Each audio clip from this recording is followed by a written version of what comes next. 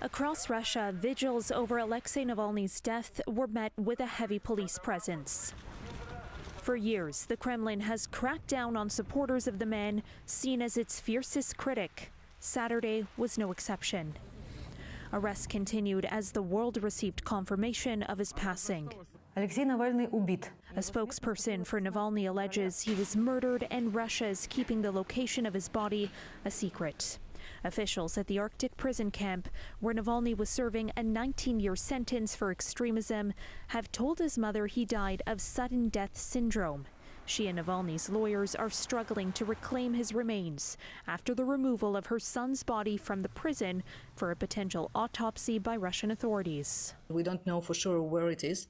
We demand that Russian authorities immediately give Alexei's body to his family.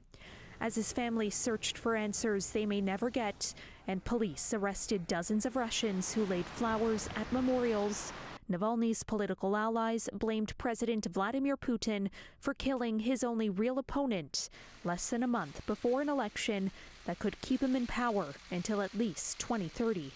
The ability of ordinary Russians to affect political change at the moment is quite limited.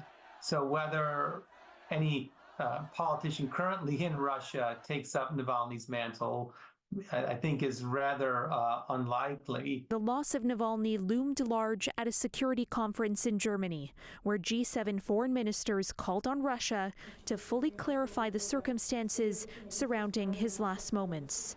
His death deprives Russia's opposition of a leader, but not hope. Yes, we lost our leader, but we didn't lose our ideas and our beliefs. Russia's opposition movement has largely been jailed or driven into exile.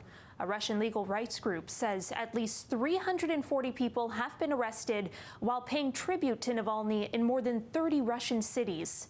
But despite the threat of repression, mourners continue to show up. For City News, I'm Caryn Ceolin.